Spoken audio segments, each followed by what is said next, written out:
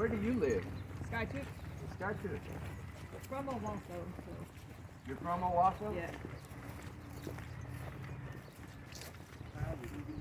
Do you know of, and I'm not sure, but the rumor has it that they kind of created a lake where we have a church. Is that the lake still? Lake. Yeah. Yeah. People come from all over it. Very nice.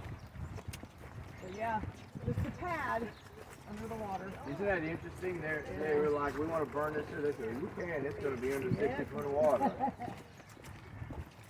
People have been diving out there trying to find the pad. There it is. Right there.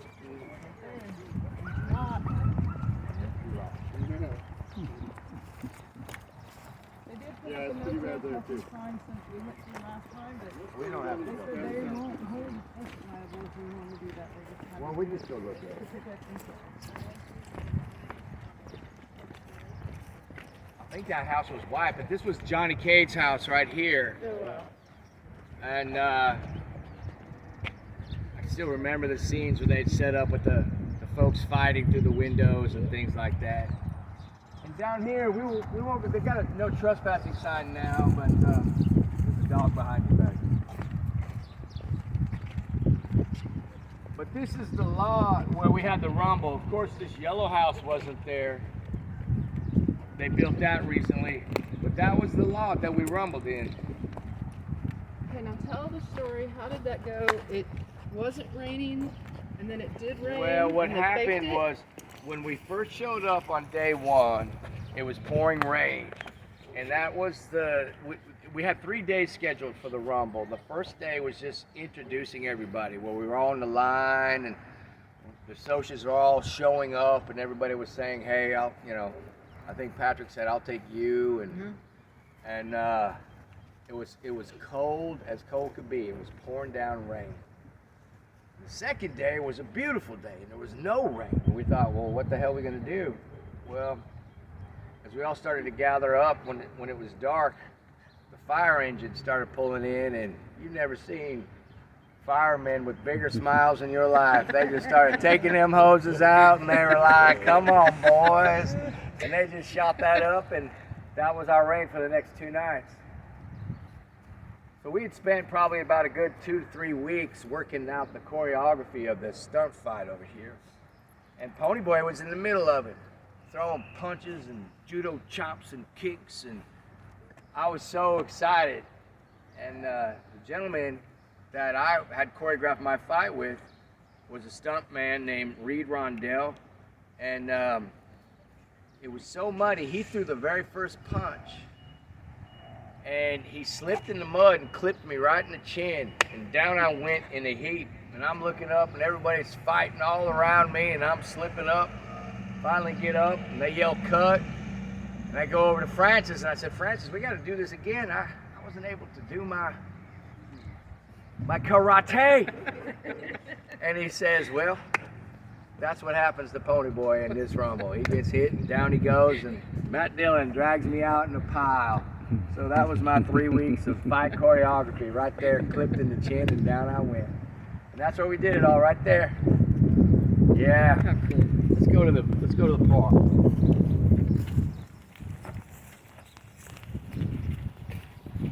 Good to see you, brother. Yeah.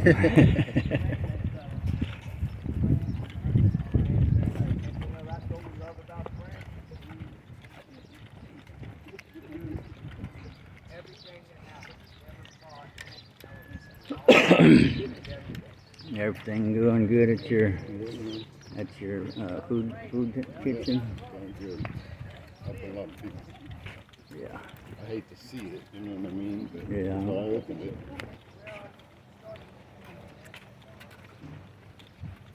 And it was spring for the most part, but Groceries are so expensive, aren't they? Nobody can afford them. I'm gonna I'll probably spend about $400 or $500 tomorrow. I'm gonna go shopping tomorrow.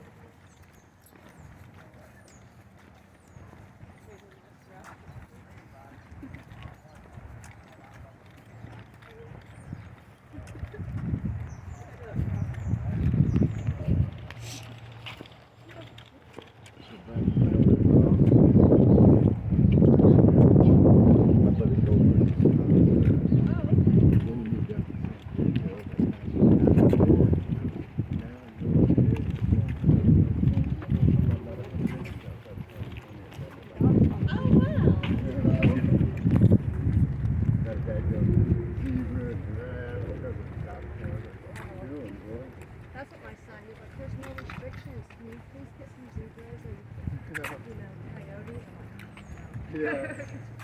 So it's still Yeah.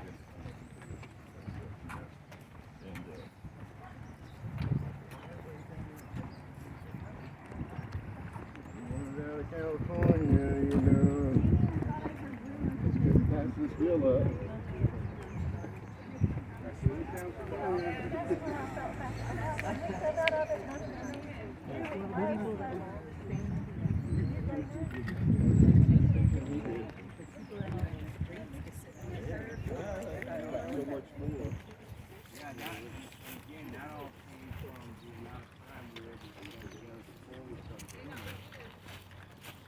So you knew how close Johnny was, and I don't know, it just, like, Susie's Magnificent Seven, I mean, they picked you guys so perfectly. Oh, maybe.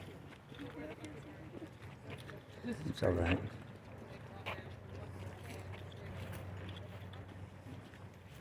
I need you to make me feel better about Bob. So this is where the fountain was. Wow. And of course this wasn't built. And the fountain was something that they had to bring in. So they didn't, that didn't exist. They built that. And of course, that was another 3 or 4 nights of filming for us. And they had it all planned out that the water would be heated and, you know, it was freezing cold. And when we got here, they said we have some problems with the heater, of course. So the water was not heated. And there are some funny moments because there's a moment when I'm laying on the ground and Ralph, I think, has his back against the fountain. And Bob is on the ground as well. And we start talking, and it's a pretty long scene. You could see Leif breathing a little bit and shaking and shivering. We'd have to stop once in a while because it was cold, and it'd come dump water on him, and he'd lay there on the cement and be shivering and shaking. It was something else. Again, we had some signals when he was holding me under the water. A lot of people ask, you know, how do you do that kind of thing? If something's going wrong, or if you can't breathe, or if you need a breath. The signal was I would just give him 2 taps on his wrist, and he'd bring me back up, and I'd get another breath, and he'd see I had a breath, and down I'd go. So he'd hold me down there, and then when I'd give him 2 taps, he'd lift me back up, and we were able to sustain a scene that way. So there was never any real danger of anybody, me, you know, getting the lung full of water. I know, Amy, you said that was where the jungle gym was. It was my recollection that the jungle gym was over here beyond these trees. And that's where Ralph and I were sitting when the Socias were circling in their Mustang. This is the block they were circling like a shark. And then they put a little ramp up on one of the, I think it was, because this wasn't here, obviously. But one of these spots, they put a little ramp up on the curb, and they actually drove up onto the park, and they got out, and they started walking over to us. And that was one of my favorite moments when I got to spit on Leif. I may or may not have blown a line intentionally, so I could do that again. And I remember Ralph saying he was so cold his butt was frozen to the monkey bars. He used to say, "My God, let's get this thing." I said, "Well, let me spit on Leif one more time, and we'll have this thing." And Matt died on that corner, that far corner over there. You remember when the police cars kind of converged? Let's walk over here. And this is the run where we chased soda pop down. There used to be a backstop, a baseball backstop down on that side. But a lot of work happened between this corner and this corner. This is where I met with Cherry, Tommy, you know. Can you see the sunset? Or was it Ponyboy that said that? Ponyboy did. Can you see the sunset from the south side? Yeah. You see it from the north side too. Yep. So that happened right here. And this is also where we chased Rob Lowe down. And he was laughing because he said, "Man, you're so fast. I hauled ass and tackled him down here. Of course, You can see how fast when you're running. when you're 14, it's all fun and games, you know. And it was all pretty much filmed in sequence, right? To Isn't that some what I degree, remember? yeah, to some degree, it was pretty much filmed in sequence. So that was a little risky, soaking you kind of towards the start of the film Well, I did catch cold. from that. There was a good 10 days where I was very sick and we had to continue filming. This is the infamous Matt Dillon death scene. Remember when he's crawling along and it's awesome. It was just such a great moment. Emilio screaming, he was just a kid, right? Patrick screaming, you freaks! You're freaks, right? And this is where it all happened, and brings back so many memories for me personally. It's pretty incredible to be able to be here with y'all and share this right now. And these little hoodlums don't even know what the hell happened up here. Little greasers.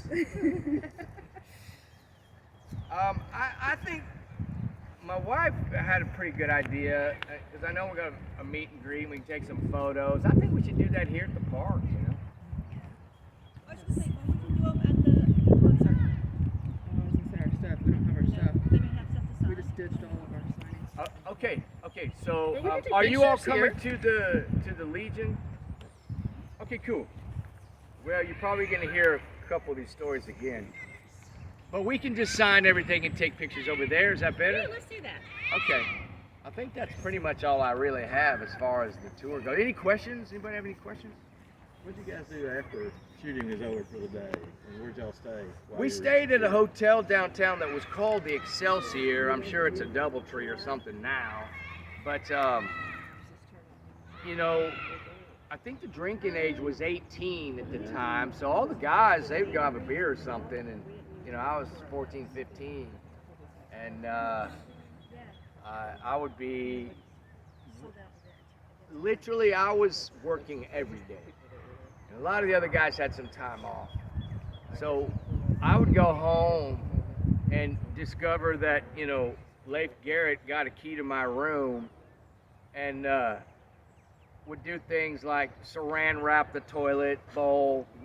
You know, he turned the faucet to the shower to your face so you hit that cold thing. It hit me right dead in the face. I mean, these things went on and on and on. One time I went home after working all night and I got there probably at 7 o'clock in the morning. Somebody had gained access to my room and they literally turned everything in my room upside down. From a penny to the bed, the lamps, everything. They went shampoo in the shower, everything had been turned upside down. I'd never wanted to just go in and lay down and go to sleep so bad in my life, and they had turned everything upside down. So they had to give me another room for the day, fix my room up. I finally got robbed back one time, and I came home late, and they had been up having the time of their lives, and you could unscrew the eye hole from the outside where you could look through and see who was knocking at your door. So I unscrewed it and I took the fire extinguisher and I just shot that thing inside of his room for a minute. And I went and got on the hallway phone and I said, Rob, get up, there's a fire, we gotta get out of here. I wish I had it on film, but he come jetting out of his room in nothing but his tighty whities and his camera, man, just running like this. There's about 4 of us in the hallway. We were laughing so hard. But those are the things that we did. You know, we didn't know any better. We were just having a good time. Greasers will be greasers. My students often ask if the actors actually smoked. Yeah, those were real cigarettes, man. We didn't have any fakies back then. Like today, they'll come up to you and say, you know, I got some herbal cigarettes. Or it's still nasty, Yeah. by the way. Whether you're smoking that or a Marlboro. But yeah, I smoked the real deal. They didn't offer me anything fake. And Matt was a smoker, and Patrick was a smoker.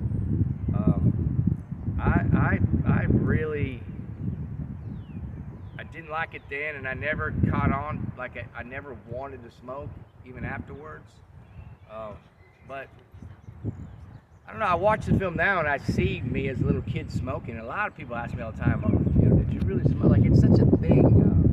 But back then, man, it was such a different way of living. You know, my dad would throw us in the back of the truck with a Budweiser in one hand, cigarette in the other, and if we weren't there when he got to where he was going, well, that was too bad for us, man. You know, I mean, nobody gave a rat's ass. Today, it's like you send bodyguards out to watch your kid play, you know, and it wasn't like that when we were kids. It was different. It was more simple, and I'm glad I was raised that way. It made life easier for me today, you know. We didn't have things. Everything's got a label on it now, and rightfully so. But I mean, where I came from, ADD was cured with the boot in the ass, you know, and it just was different. We couldn't sit around the house. My dad wouldn't let me sit around the house watch TV. You know, I had chores to do. And growing up that way, I think for me, gave me a work ethic and appreciation to filming and being a hard worker. You know, I've got kids that probably haven't been dirty in 5 years, you know. They can code, they can, you know, do things on a computer and a phone I couldn't even imagine doing, but it's just a different time now, you know, different time. Anything else before we go back? Yeah. What are your thoughts on you see a lot of movies being remade. It's such a cult classic. I think that it would be taboo to touch this one, but what are your thoughts on that? Would you like to see a remake? You know, it's funny. It's an honor when somebody wants to remake one of your films, but inevitably we're let down. I mean, look at Roadhouse right now. I know the reviews aren't real kind, and even the people are saying they don't care for it. They remade Red Dawn. They remade The Hitcher. I didn't see either one of those, but I've talked to people that said that they were disappointed in the remake. I don't know how you remake The Outsiders, man. I would feel bad for the cast to try to go up against what we delivered. Just because,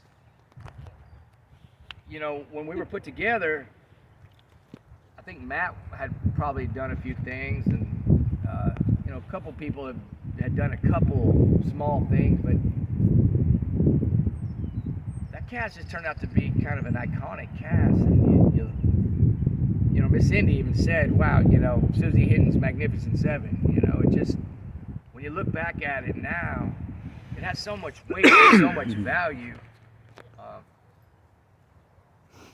You know, I know that they're doing the musical right now in New York, and they've included, because of the times we're in, they've diversified the cast, and I think that's a good thing. But if you were really to stay true to the story, you know, Oklahoma, back then in the 60s, it was a different time, you know, and so I don't know how that really works, staying true to the story. But again, it's just the times we're in, and I think that just shows the growth that we're going through as a community and socially. But it presents challenges, I think. And these remakes, again, there's a certain honor that goes with it, but I've been disappointed in hearing about what people think when it comes to remakes. And I think remaking The Outsiders would be a real challenge.